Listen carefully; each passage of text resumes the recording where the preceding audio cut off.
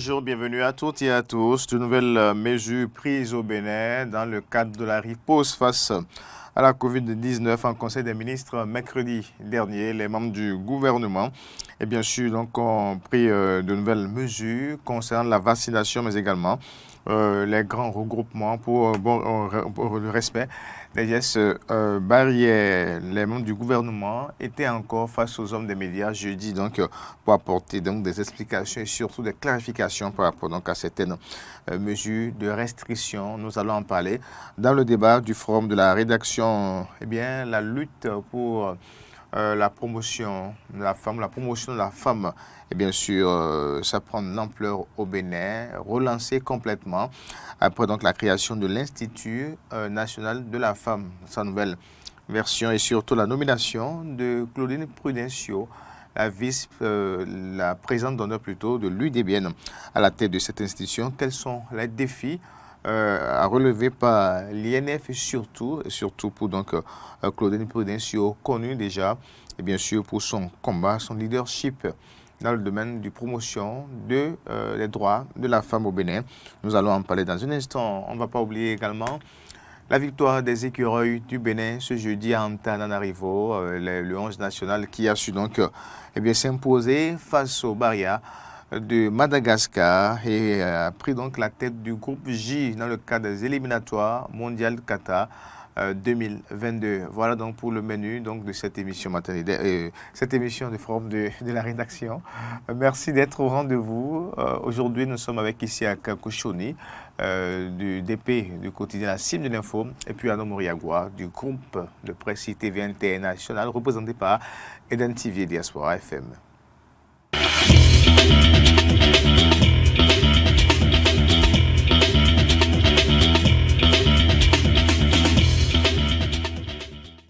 Anno Moriagua, bonjour. Bonjour Koné Aïssé, bonjour téléspectateurs d'Eden TV, aux auditeurs de Diaspora FM. Isiaka Kouchouni, bonjour. Oui, bonjour Koné Aïssé, bonjour cher doyen Moriagua et bonjour chers téléspectateurs. Nous sommes encore au rendez-vous pour décrypter l'actualité politique nationale. On va commencer avec les nouvelles mesures, restrictions par rapport donc, à la Covid-19. D'abord, le gouvernement rassure à propos donc de la vaccination et la vaccination est rendue donc obligatoire pour certains corps de métier ou certaines couches socio-professionnelles, notamment au niveau donc de la santé. Anno Moriagua. De nouvelles mesures dans le cadre de la lutte contre la Covid-19 au Bénin. Oui, il était quand même temps, ou du moins il était nécessaire que le gouvernement prenne donc des mesures radicales pour pouvoir donc contrer cette pandémie qui gagne du terrain, surtout au Bénin, avec beaucoup de contaminations, des contaminations qui s'enflent de jour en jour, également le nombre de décès. Le gouvernement donc est passé à la mesure qu'il fallait et le Conseil des ministres de ce 1er septembre a amené à prendre des décisions où le personnel médical devrait se vacciner. Il faut dire quand même que parmi le personnel médical, il y a beaucoup de gens qui se sont déjà vaccinés, mais beaucoup aussi ne l'ont pas fait. Oui. Et donc, cette mesure gouvernementale va amener à protéger davantage le personnel de santé qui est en contact permanent avec les malades et qui va donc les amener à se protéger eux-mêmes et à protéger également les malades parce que si un personnel de santé est contaminé et par exemple qu'on est haïtien, cela veut dire que toutes les personnes qui seront en contact avec lui seront contaminées et Dieu seul sait avec combien de personnes un personnel de santé est en contact tous les jours. Et c'est une mesure à quand même saluer parce que cette mesure-là vise donc à protéger le personnel de la santé. Isiaka Kouchouni, sur cette décision du gouvernement rendre la vaccination obligatoire donc, pour ce corps de métier. Oui, je crois qu'il y avait assez de polémiques par rapport à la vaccination d'abord. Le gouvernement était en congé en ce moment. Une fois repris, j'allais dire, il faut clarifier certaines situations, certaines polémiques. C'est ça qui a amené le gouvernement à être clair. Et parmi les mesures telles que vous venez de le dire, il y a le personnel de la santé, dont la vaccination est obligatoire. Et c'est normal.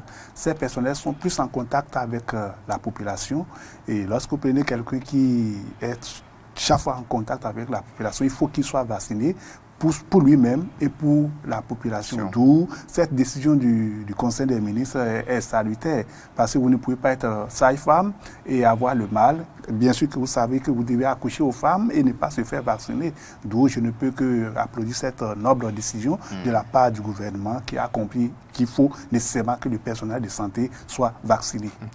Et puis, un autre personnel, une autre catégorie d'agents fonctionnaires de l'État également, mais à qui la vaccination est recommandée. Il s'agit bien sûr des enseignants, et ça à la veille de la rentrée. Oui, il faut recommander aux enseignants. Oui, il faut qu'on puisse clarifier certaines choses. Lorsqu'on dit obligatoire, c'est un peu différent de recommander. Voilà. Le gouvernement a recommandé la vaccination aux enseignants, et c'est normal. Lorsque vous prenez un enseignant qui donne des cours à ses apprenants, vous n'êtes pas sans savoir qu'un enseignant est aussi au contact et permanent avec les apprenants. Parce que pour expliquer les cours, pour noter, pour toute chose, vous êtes appelé à être avec les apprenants. Si un enseignant a le mal, prenez lui seul qui a le mal, il peut contaminer toute une classe. Parce que pour donner les cours, ce n'est pas que vous restez au niveau de votre bureau.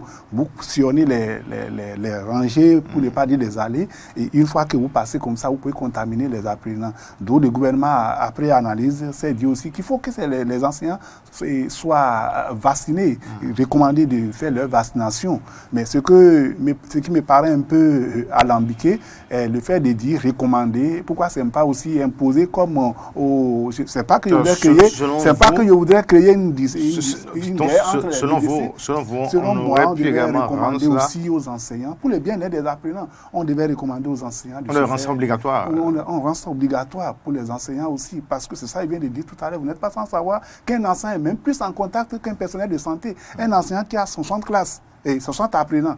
Est-ce que vous êtes sûr que dans la journée, un médecin ou bien une sage-femme... qui parcourt de classe en voilà, classe, qui parcourt de 8h à 10h, de 12h à midi, ainsi de suite. Est-ce que vous êtes sûr qu'un médecin a plus de contact avec la population qu'un enseignant?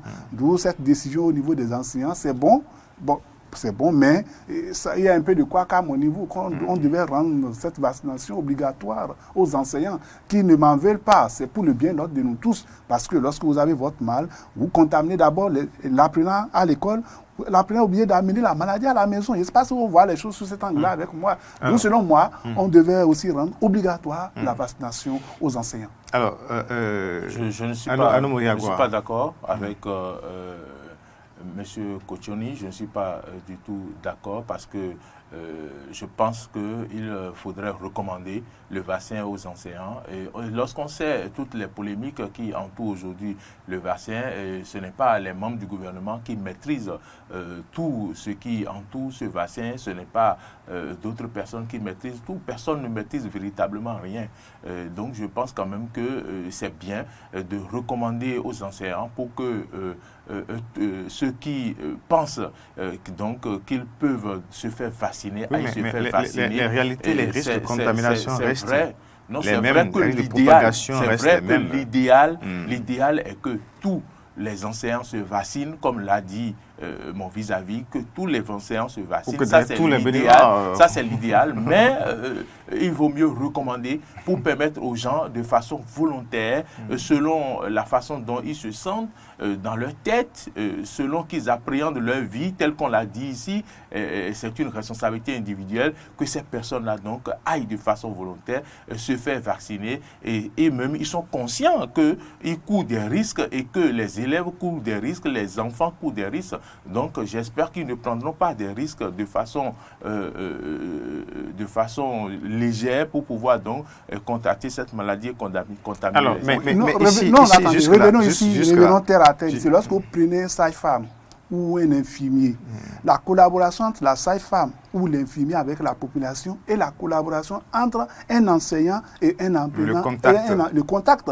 À quel niveau il y a plus de contact? C'est au niveau des enseignants. Ce n'est pas que je suis contre les enseignants, non. C'est toujours pour leur bien-être.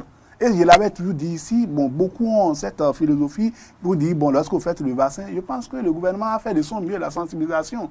Et ça a commencé par prendre tel que vous l'avez dit la semaine dernière, à Kassatou, j'étais là, à Kassatou, la fois au centre de santé, il y a beaucoup qui sont en train d'aller se faire vacciner. D'où, à mon humble avis, tel que c'est recommandé ou bien c'est obligatoire pour les médecins, les sages-femmes, les personnels paramédicaux et consorts là. Il faut que ça soit aussi recommandé et c'est obligatoire pour les enseignants. Au niveau des militaires, oui, c'est recommandé aussi au niveau des militaires. Je ne vais pas aller là trop.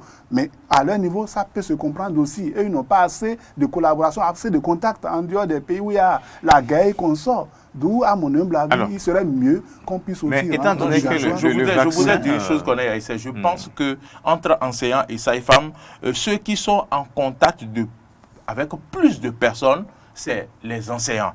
Mais ceux qui sont directement en contact direct, c'est-à-dire qui touchent les malades, qui touchent plus de gens, c'est la sage-femme. Parce que l'enseignant, quand il rentre dans la classe, il peut être dans son masque, il peut respecter la distanciation, alors que la sage-femme est obligée d'intervenir sur le patient et donc elle rentre en contact direct avec le patient. Je pense qu'à lui, on peut lui imposer la vaccination, mais l'enseignant peut respecter la distanciation et aussi se protéger avec son masque. Mon aîné veut me mettre en difficulté avec les enseignants. Je ne vous mets pas en difficulté avec les enseignants. C'est pas que je suis contre eux, mais ils sont des éducateurs, c'est des vecteurs même de sensibilisation. Vous n'êtes pas contre eux, et j'ai nuancé.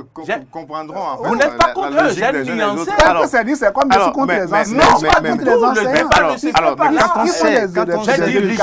mais quand on sait que juste là, le vaccin ne vous empêche pas d'être contaminé, mais ne vous permet de ne pas développer des cas, des complications, des cas graves. Justement. Alors, mais est-ce qu'à cette allure, alors, on va peut-être pas vers une généralisation de l'obligation au vaccin? Voilà une bonne question. Qu'on dira peut-être qu'il y a discrimination, pourquoi on impose à un personnel donné, même si on reconnaît que ce personnel-là est en contact direct avec des malades et autres. Alors, est-ce qu'on va vers une certaine généralisation? Je vais dire oui, qu'on va vers une certaine généralisation lorsque le gouvernement prend, par exemple, comme décision, si vous voulez vous rendre dans un atelier, dans une réunion, qu'il va falloir vous vacciner, alors qu'on sait combien de personnes sont sollicitées pour aller dans les réunions et dans les ateliers. Et on comprend donc que indirectement, on vous amène à vous vacciner parce que une réunion, un atelier n'est pas du tourisme. On ne va pas faire du tourisme dans une réunion ou dans un atelier. C'est pour une nécessité, c'est pour atteindre des objectifs. Et donc, je pense quand même que c'est indirectement une façon d'amener les uns et les autres à se vacciner sans leur dire vous devez obligatoirement vous vacciner. Donc, qu'on le veuille ou non, avec le temps, la vaccination finira par s'imposer à tout le monde sans que forcément le gouvernement ne dise que c'est une exigence, c'est une obligation pour tous. Oui, je l'ai constaté aussi que d'ici quelques jours, et le gouvernement risque de dire que tout le monde doit être vacciné. Parce qu'il faut aller étape par étape. C'est l'étape des paramédicaux, médecins et consorts aujourd'hui. D'ici à là, ça va arriver au niveau des enseignants, ainsi de suite.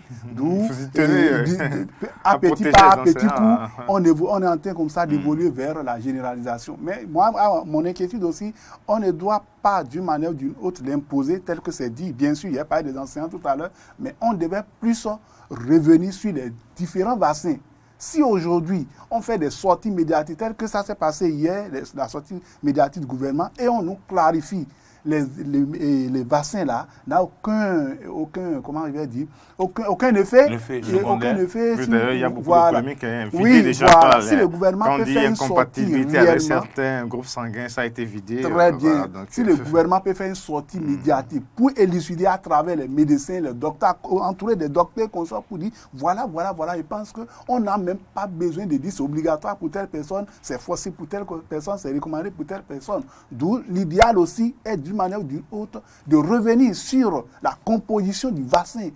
Est-ce que le vaccin a effectivement des faits tels que c'est dire? Moi, j'ai appris, une dame me disait la fois dernière qu'elle était à l'hôpital, on lui demandait c'est tel que tu veux ou bien c'est tel. elle a choisi tel qu'elle veut. Maintenant, est-ce que... n'a aucune information peut-être. Voilà, elle a choisi ce qu'elle... Et paraît-il que ce n'est pas question de dire, enregistrer la conversation, où on vous demandait...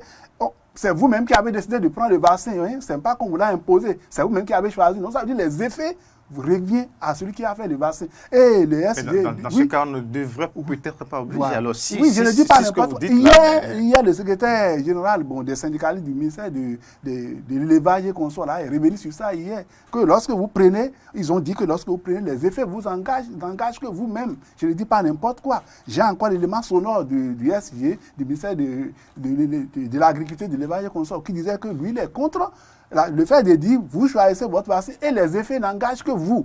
Au lieu de forcer, au lieu de recommander ou bien au lieu de faire tel, il faut qu'on revienne sur la composition, rassurer la population. Si la population est rassurée aujourd'hui, je crois qu'on n'a même pas besoin de dire à tel d'aller se vacciner. Mais ça reste un sujet. Je disais tantôt que personne, ceux-là qui décident qu'on aille vacciner, aucun d'eux n'a la science infuse et aucun d'eux ne maîtrise véritablement tous ces vaccins-là et ces effets.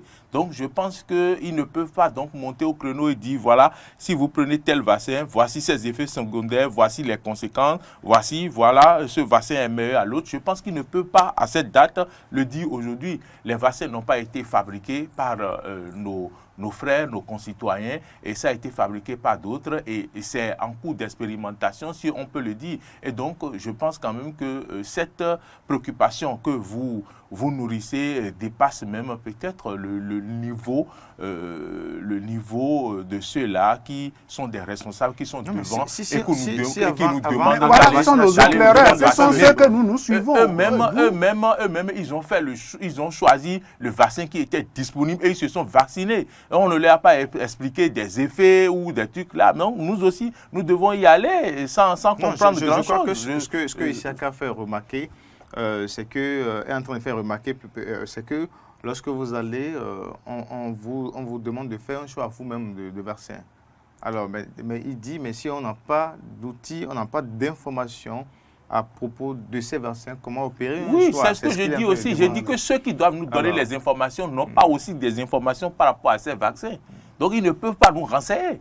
Ils ne peuvent pas nous renseigner. Si je vous comprends bien, le doute va persister comme ça. Oui, il faut se remettre à Dieu et faire son vaccin.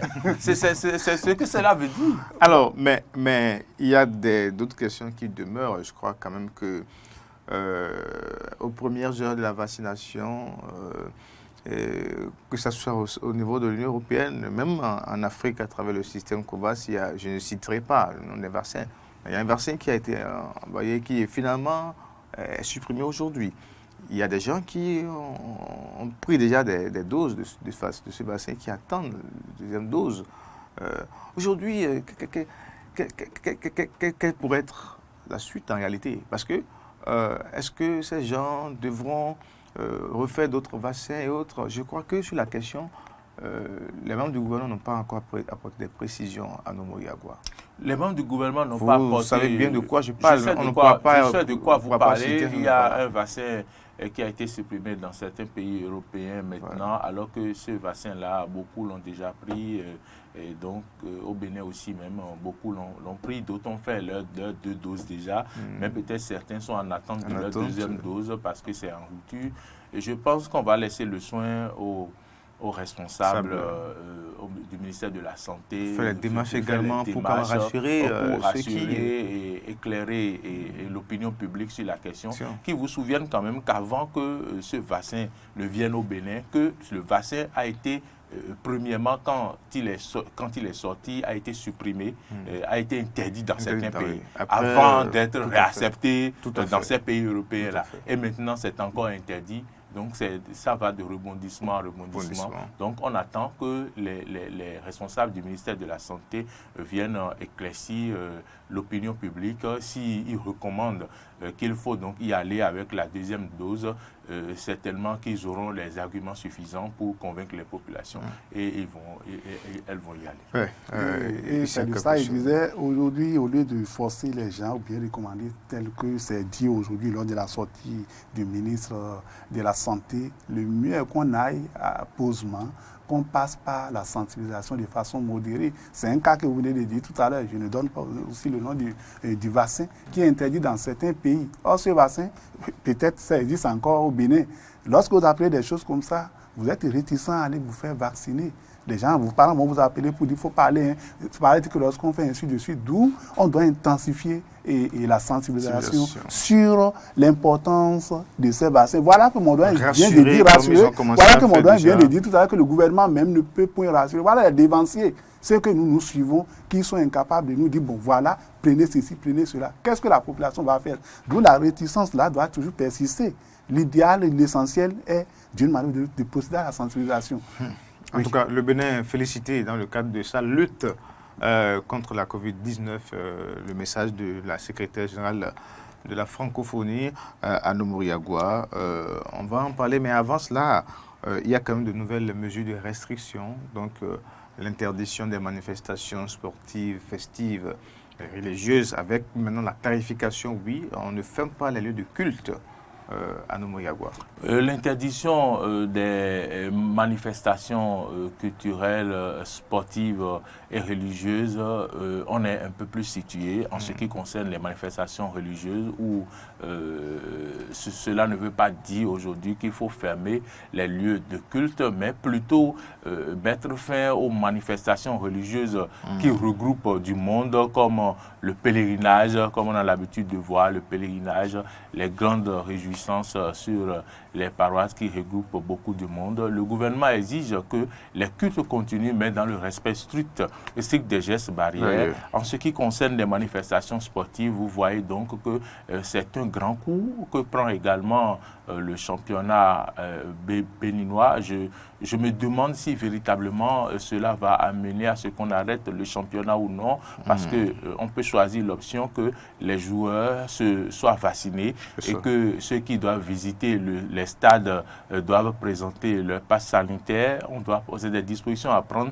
Je ne sais pas si ces manifestations sportives seront définitivement, auront pour conséquence de suspendre le championnat national. Ça va encore faire un coup qu'on va porter aux joueurs depuis 2019 qui n'auraient pas véritablement livré de compétition et dont l'âge avance, et ça ne les avantage pas puisque eux, ils aspirent au monde professionnel pour pouvoir donc jouer en tant que footballeur professionnel, accéder à d'autres clubs dans d'autres pays. Et si on met fin aux manifestations sportives et que les championnats ne se déroulent pas véritablement, ça pose un problème en ce qui concerne l'avenir de ceux-là qui ont décidé donc de choisir comme carrière d'être footballeur, de jouer les championnats, d'être footballeur, d'être basketteur ou autre. Je pense que c'est vraiment dommage et on doit pouvoir donc prier pour que cette situation-là soit rapidement maîtrisée afin que la vie reprenne son cours de façon normale, parce qu'on ne sait pas où donner de la tête. Imaginez les discothèques qu'on ferme encore, on demande aux discothèques de fermer et je ne sais pas si c'est à une certaine heure, si je ne me trompe, ou de fermer définitivement, je ne me rappelle plus bien, mais il y a une décision qui concerne les discothèques et je pense quand même que véritablement c'est une situation qui crée d'énormes problèmes économiques à ces personnes-là qui doivent vivre de ces discothèques-là, qui doivent vivre de leurs activités, et c'est vraiment dommage. C'est quelque chose. Oui, parmi les décisions prises par le gouvernement, il y avait l'interdiction des manifestations religieuses. Et quand la décision avait été prise, beaucoup avaient des doutes.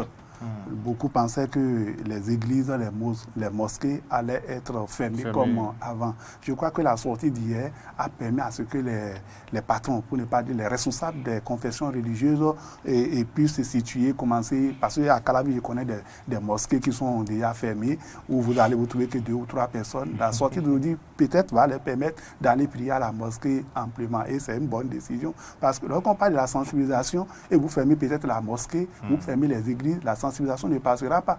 D'où le gouvernement, je pense que le gouvernement a bien fait de dire non, les mosquées, les églises et consorts ne sont pas dedans, ne sont pas fermées, mais c'est exigé à ces responsables-là de sensibiliser leurs fidèles à aller se faire vacciner, sur tout ça. Et vous ne pouvez pas parler, c'est ça, il a dit tout à l'heure, on ne peut pas parler de cette sensibilisation sans parler des fidèles. D'où c'est une bonne décision. Revue au niveau de football aussi, les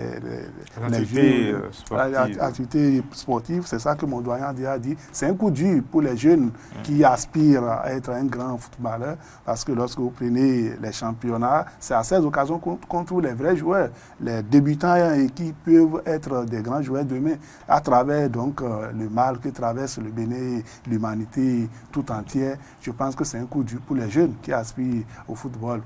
On vous dit que vous ne devez pas aller faire des jeux comme cela se doit, ou lorsqu'il y a un match, vous devez vous vacciner, vous devez présenter qu'on sort. Maintenant, ce n'est pas ça, c'est suspendu d'abord. Je crois que l'essentiel est qu'on puisse tout faire, parce que je pense que si tout le monde est vacciné, le mal peut s'éloigner de nous. Si on exige que tout le monde soit vacciné, parce que vous avez fait votre vaccin, mon fils a fait son vaccin, moi-même j'ai fait mon vaccin, en ce moment, peut-être on peut être indemne et on peut permettre à ce que les gens puissent vaquer à leurs occupations. Parce qu'il ne faut pas oublier, il y a un docteur qui me disait que même si on va nous dire d'enlever les masques un jour, il faut qu'on puisse aussi faire cette vaccination afin de pouvoir enlever les masques un jour. D'où je reviens sur ce qu'on m'avait demandé en tant qu'on risque de dire, ou bien le gouvernement risque de dire que la vaccination serait obligatoire pour tout le monde. Parce que lorsque vous êtes vacciné et l'autre ne s'est pas vacciné, il y a encore risque de contamination. Donc, si tout le monde est vacciné, peut-être ça peut nous éloigner de la contamination. Donc, par rapport aux manifestations religieuses, je pense que les fidèles sont désormais situés et chacun vaquera à sa prière. Chacun ira demander à Dieu, parce que l'autre a dit tout à l'heure qu'il faut implorer le secours de Dieu. C'est dans ces lieux religieux qu'on implore le secours de Dieu. C'est l'occasion pour eux alors d'aller implorer le secours de Dieu afin de leur venir en aide et de ne pas contracter le mal. Oui. Les manifestations sportives interdites, ça n'empêchera pas les écureuils de recevoir la RDC dans quelques jours à Cotonou. Nous reviendrons sur les éliminatoires de la prochaine Coupe du Monde avant la fin de cette émission. Alors, deuxième sujet, oui, on va parler maintenant de la femme béninoise. Anno Moriagua, vous avez quelque chose à ajouter? Non, je n'ai rien à ajouter. je vous laisse continuer. Alors, on va parler de la femme, oui, avec la volonté affichée dernièrement, surtout par le président Patrice Talon, pour prendre en main la cause de la femme béninoise, et qui est une vraie battante. On parle des Amazones de Dahomey entre-temps, et toutes ces femmes béninoises et africaines restent pour nous des Amazones. Alors, il faut donc lutter pour l'épanouissement de la femme et la création de l'Institut national de la femme, nouvelle version, bien évidemment avec à sa tête désormais celle que vous connaissez, l'Amazone de l'UDBN, en fait, la présidente d'honneur du Parti non démocratique pour le Bénin Nouveau, l'honorable Claudine Afiavi-Prudencio, qui a eu à occuper de hautes fonctions au plan politique au Bénin et bien dans d'autres domaines, qui s'est beaucoup illustré surtout avec son parti politique, pour donc la valorisation de la femme à Anno Moriagua. Ce n'est pas une surprise qu'elle se retrouve aujourd'hui à la tête de cette institution. C'est une bonne question. La valorisation de la femme, ce n'est pas une surprise qu'elle se retrouve à la tête de cette institution, Institut national de la femme. Oui, pour ceux qui savaient faire la lecture politique, pour ceux qui savaient faire la lecture, je vais dire, sociale de tout ce qui se passe dans le pays, on avait donc pressenti que certainement qu'elle sera désignée à ce poste-là. En ce qui nous concerne, nous journalistes, on a vu venir et c'est effectivement ce qui est arrivé. Et celle-là, l'Amazone que nous appelons l'Amazone des temps modernes, qui a donc piloté à la tête de façon majestueuse le parti UDBN durant plusieurs années et qui depuis quelque temps est devenue présidente d'honneur du parti UDBN. Vous savez, elle a montré la place qu'elle accorde aux femmes. J'en voudrais pour preuve le positionnement des femmes sur la liste électorale lors des communales passées. Et elle a été donc le seul chef de parti qui a positionné plus de femmes sur sa liste électorale. C'est ça qui montre donc l'importance et la place qu'elle accorde aux femmes. Et Claudine Afiavi-Prudencio, puisque c'est d'elle que nous parlons, il faut faut dire qu'elle n'est pas inconnue dans l'arène politique au Bénin, ancienne ministre de l'artisanat et du tourisme et ancienne députée à l'Assemblée nationale des 6e et 7e législatures, présidente du groupe parlementaire d'amitié Bénin-Japon, présidente de la commission de l'éducation, de la culture, de l'emploi et des affaires sociales de la 6e législature et première secrétaire parlementaire de cette même législature. Elle a donc également été membre du Parlement panafricain à Johannesburg, Afrique du Sud, il ne faut pas l'oublier, et membre de l'Assemblée parlementaire de la francophonie.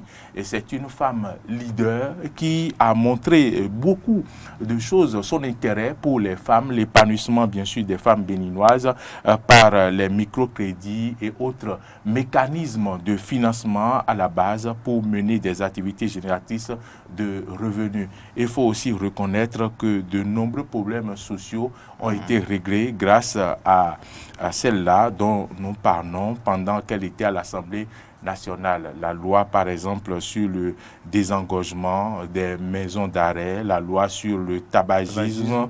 Et la loi portant prévention de prise en charge et contrôle des hépatites B et C en République du Bénin. Elle a mené des actions. Il faut reconnaître que c'est une personne qui n'aime pas la façon dont on prône l'égalité homme-femme. Elle ne souhaite pas que l'égalité homme-femme amène les femmes à manquer du respect aux hommes. Elle souhaite que les femmes se battent au même titre, tout en reconnaissant au même titre que les hommes et méritent donc leur place dans la société et non qu'on ne leur fasse pas de faveur, ce n'est pas ce qu'elle souhaite. Et aujourd'hui, je pense qu'on a donc placé celle qu'il faut à la place qu'il faut. Et l'Institut national de la femme va certainement s'imposer dans le microcosme au Bénin avec son leadership et elle saura aller détecter les problèmes des femmes là où il faut écouter les femmes et les aider dans la résolution de leurs problèmes qu'on a ici. Alors, ici à Kakoshoni. Oui, j'espère que Maurice n'a pas tout dit. Oui, il a tout dit. Il a tout dit, comme vous l'avez constaté. Et je vais revenir un peu sur l'historique de l'Institut de la femme. Vous n'êtes pas sans savoir que la révision de la Constitution du Bénin a pour l'une des causes et d'accorder l'importance à la femme. Parce que lorsque vous prenez cette constitution, et même il y avait eu des communications autour pour dire que c'est pour imposer, c'est pour pouvoir trouver une place. Voilà, c'est tout ça. Et quand le chef de l'État parlait, beaucoup pensaient que c'était un vain mot, comme dans plusieurs structures. Mais aujourd'hui, à travers la nomination de cette dame, et tout le monde comprend aisément que le chef de l'État a une pensée positive envers la femme. Et vous ne pouvez pas amorcer un développement sans songer à la femme. La femme est un facteur de développement. Si vous voulez avoir un développement digne de nom et vous ne songez pas à la femme, vous avez échoué. Et par rapport à l'Institut national de la femme qui était déjà là, mais qu'on vient de nommer, que le chef de l'État vient de nommer celle qui va la diriger, je crois que ça répond à l'aspiration du peuple. Parce que vous n'êtes pas sans savoir. C'est ça que mon aîné a dit. Claudine Prudence, ce n'est pas n'importe qui dans l'arène politique béninoise. Elle fait beaucoup, elle a déjà fait beaucoup. Et je pense qu'il serait difficile de trouver des gens de cette nature, de cette envergure, qui pensent à ceux qui sont en prison. Aujourd'hui, lorsqu'on dit vous êtes en prison, c'est tout comme et vous êtes un laissé pour tout le monde. Elle est l'unique femme qui a pu dire non, il faut voter une loi pour le désengorgement des prisons en République du Bénin. Parce qu'à un moment, on a compris qu'il y a trop de prisonniers et les prisonniers tombent malades, ils sont ensemble et consorts, ils n'ont pas une liberté comme cela se doit. Je crois que c'est elle qui a dit non, il faut désengorger, il faut voter une loi pour le désengorgement des prisons. Et lorsqu'on quittera la loi sur le tabagisme, c'est elle toujours qui a émis l'idée de voter une loi sur la loi sur le tabagisme. Je crois que c'est une femme qu'il faut, la maison des temps modernes, comme beaucoup l'appellent, et c'est l'occasion de se montrer aussi.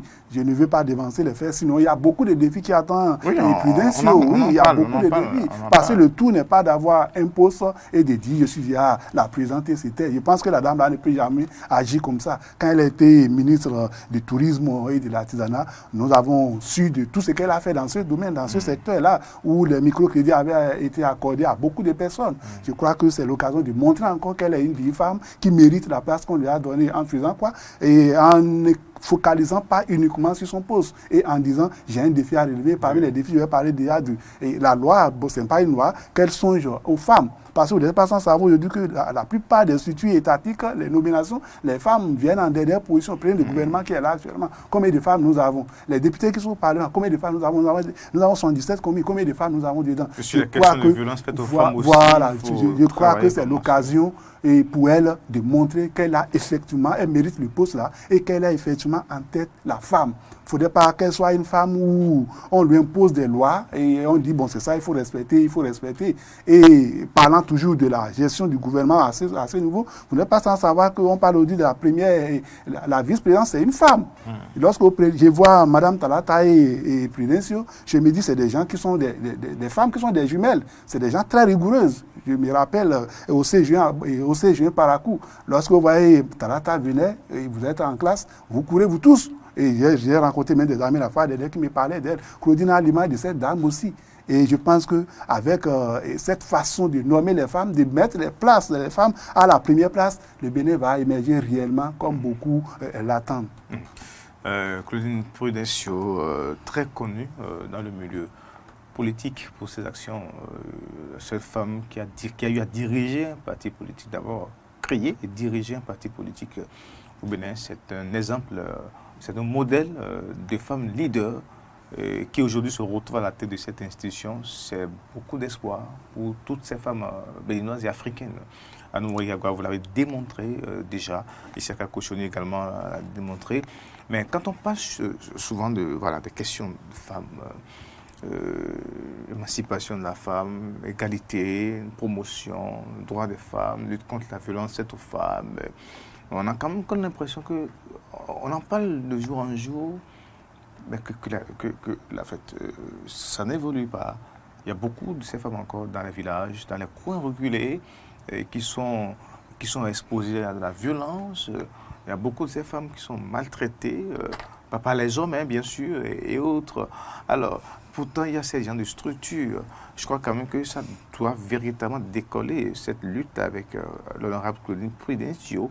Mais justement, pourquoi, malgré cette chanson, la rengaine, l'actualité nourrit chaque fois les ONG que nous connaissons qui militent dans ce domaine, cette question reste encore un véritable problème ici à Kakoshoni. Quand j'ai parlé de Mme Claudine Prudencio tout à l'heure, qu'elle mérite le poste qu'on lui a nommé, qu'on a donné, je crois que c'est en ce sens.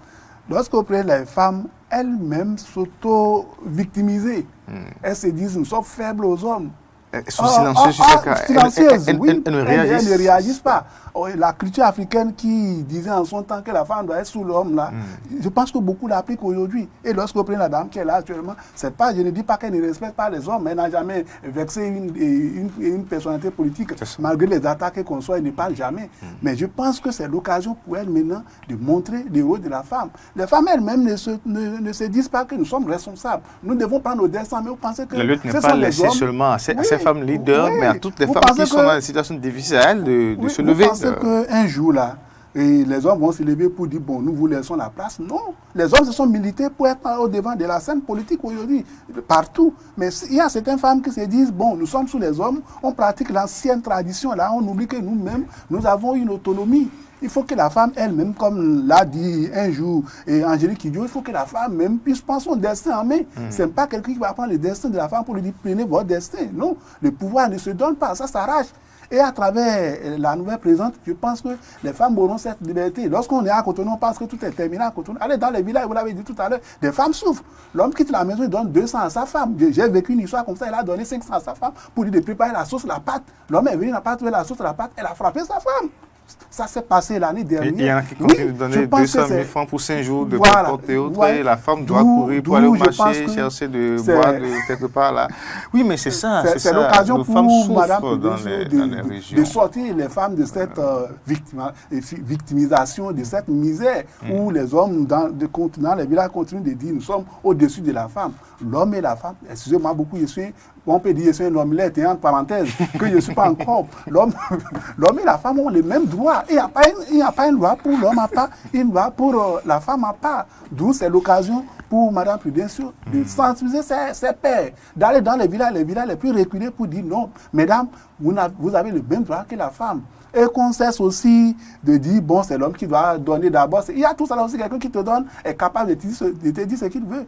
Doit là aussi à faire dans la promotion de l'emploi des femmes. Voilà mon point de vue. Je vois mon aîné là-bas qui est en train de mijoter quelque chose. Je ne sais pas ce qu'il veut dire.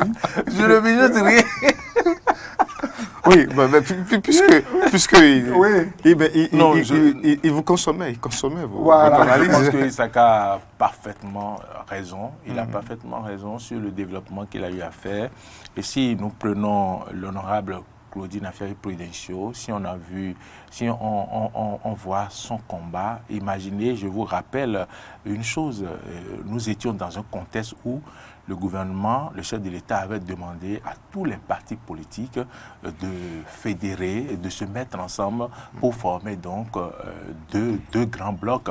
Et en ce moment-là, le parti IDBN existait, mais cette brave femme-là n'a donc pas n'a donc pas voulu fédérer son parti politique avec ces blocs-là, et elle est partie détachée avec son parti politique et courageuse. Et dans cette lutte qui n'a pas été du tout facile, comment il fallait obtenir le récépissé, les démarches à faire avec l'assise politique, tout ce qui a entouré cette démarche-là, elle a tenu bon. Et c'est ça qui a fait qu'on l'a remarqué. Peut-être qu'elle serait partie, donc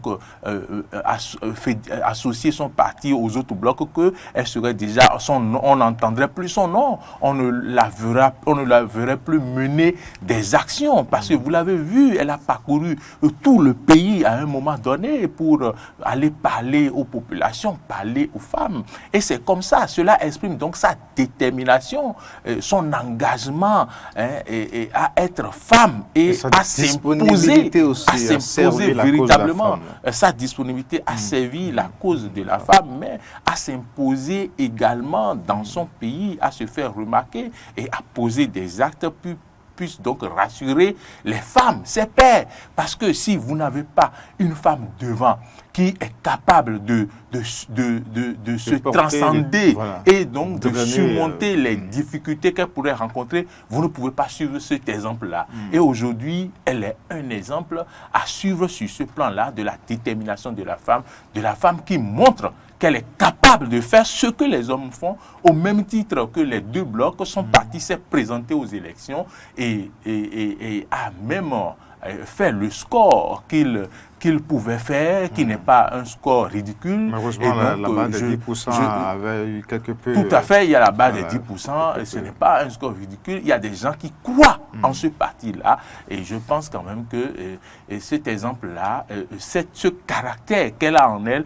elle va donc la porter et l'impulser à l'Institut national de la femme, et donc l'impulser aux femmes pour la mission qu'elle doit accomplir, c'est pour rejoindre mon vis-à-vis Isaka par rapport à son intervention. En tout cas, elle connaît bien les problèmes des femmes au Bénin et elle est à l'écoute donc, de ces femmes-là. Alors, Isaka Koshoni, merci pour vos analyses à propos de... Moi, j'ai une demande à la présidente. Je pense que d'ici 2023, il y aura une élection. C'est l'occasion de commencer par se préparer, d'exiger que les femmes soient en tête des listes et non les mettre en troisième position. Et à la fin, on va se retrouver au Parlement avec 5-6 députés. Je pense que là, elle-même se dirait qu'elle a échoué. D'où son rôle, et désormais, est de tout faire pour mettre les femmes au premier plan et non les mettre au second plan. Comme la plupart, on a eu le temps et on a constaté sur les différentes élections où la femme n'émerge point. C'est l'occasion pour elle d'imposer désormais pour dire non, mettez tes femmes, mettez tes ici. Et avec ça, je pense qu'à la fin, elle sera portée aussi en triomphe comme l'autre le disait en son temps. Le triomphe l'attend, c'est ça, vous avez dit. Merci, ici à Kakoshoni. On va passer à un autre sujet maintenant. Et puisque votre sourire, là, je l'ai vu encore plus large hier, quand les écureuils ont mis le premier but Et à la fin de cette rencontre, c'était une grande délivrance pour Anoumori Agoué, pour tout le monde d'ailleurs, parce qu'on a suivi le match ensemble. C'est un attaquant de foot. C'est un attaquant. Un attaquant virulent. Ça, c'est la génération des Maradona. Ça avait commencé. Non, c'est pas la génération des Maradona. C'est la génération des Moudachirou au Bénin. Ah ben, non mais il a été honnête. C'est une ancienne génération aussi. Oui, c'est une ancienne génération qui continue de pratiquer le football des week-ends et les samedis pour maintenir la forme. Et donc, beaucoup m'ont vu jouer à Possel Sport. J'ai des amis qui ont également touché le curon. Et aujourd'hui, quand nous touchons le ballon, vous savez que nous avons appris à jouer et que nous connaissons les techniques liées au football. Et je suis un buteur avéré, mais ce n'est pas de moi qu'il s'agit. Il s'agit aujourd'hui de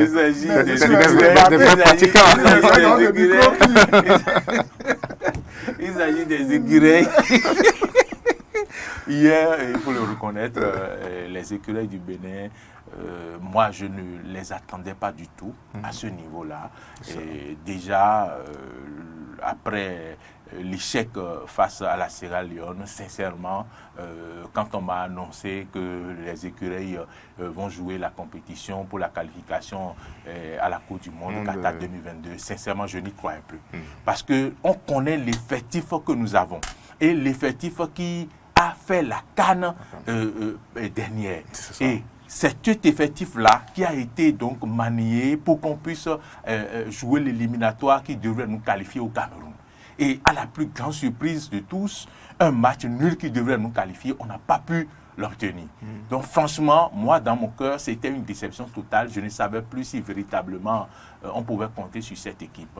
Mais hier, ce que j'ai vu est que les écureuils, ce 11 national-là, surprend. Et je pense qu'il va falloir qu'il continue de surprendre, mais de façon agréable. Puisque lorsqu'on connaît les absents, comme Cécile Almeida, comme Jodel Dossou, le TGV. Bon, il est rentré ce matin. Il va faire l'entraînement cet après-midi. Voilà. Ces métronomes de l'équipe nationale qui ont été absents m'a laissé quelque peu hésitant. J'ai dit, mais est-ce que véritablement l'équipe pourra s'en sortir?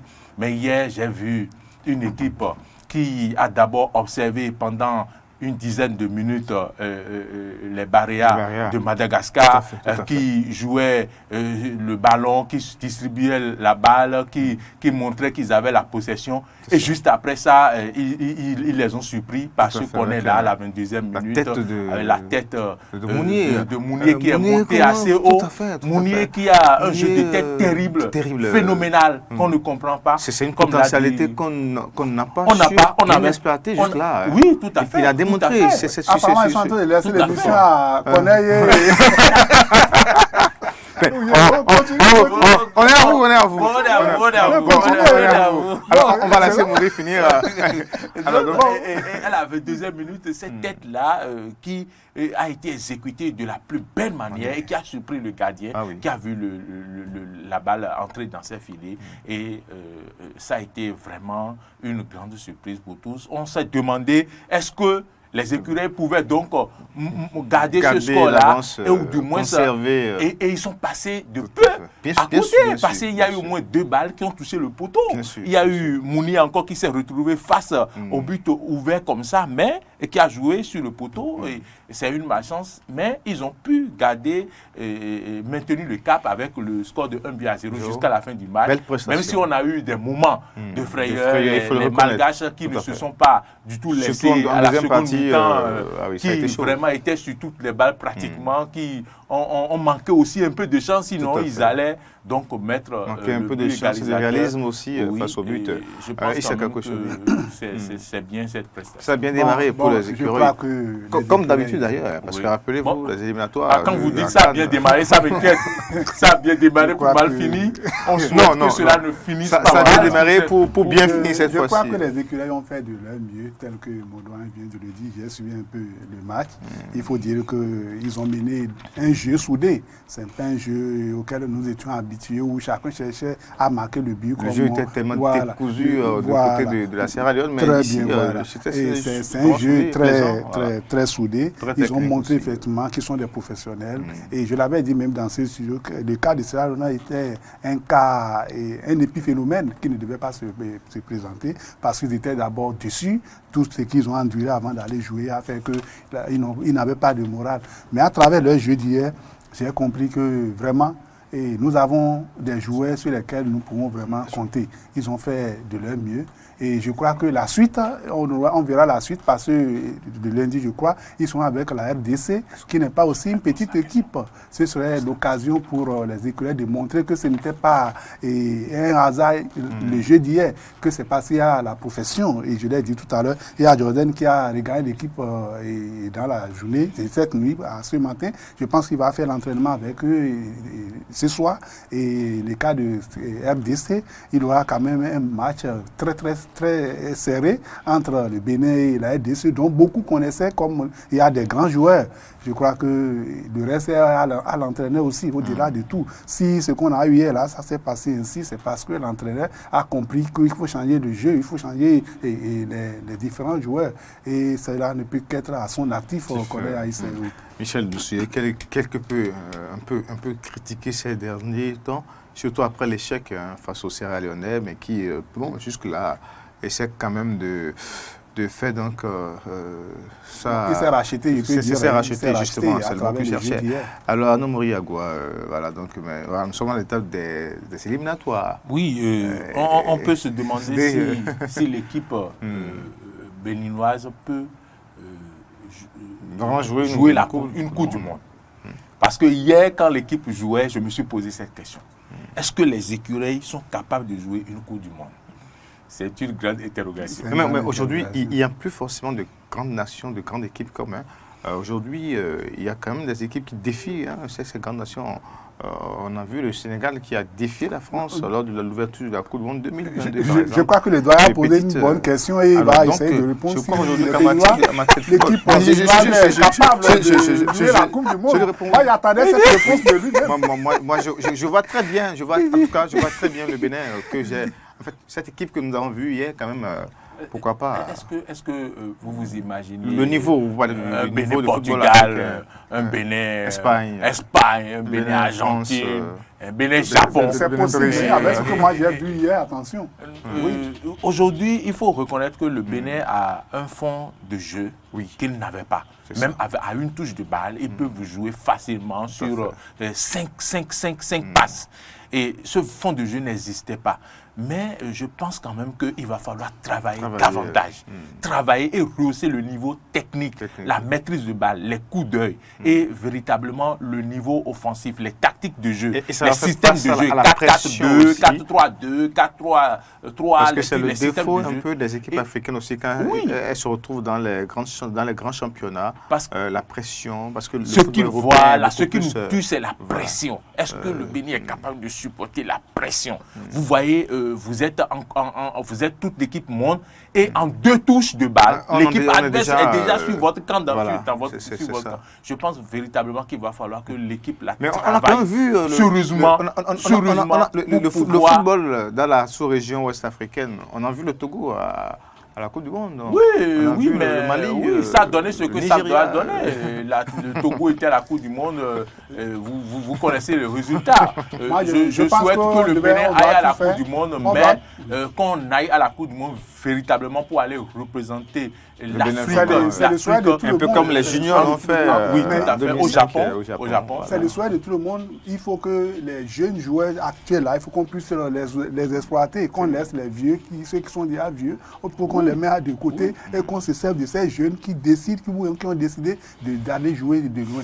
Merci à vous, Ishaka Kochoni. Merci à Nomori Agua. Le temps ne suffit pas. Le temps ne suffit pas, mais on est obligé donc de mettre un terme à cette émission. Et puis, on m'a dit bonne chance aux sécurités du Bénin. Merci à toutes et à tous. Tout à fait. Ciao, ciao.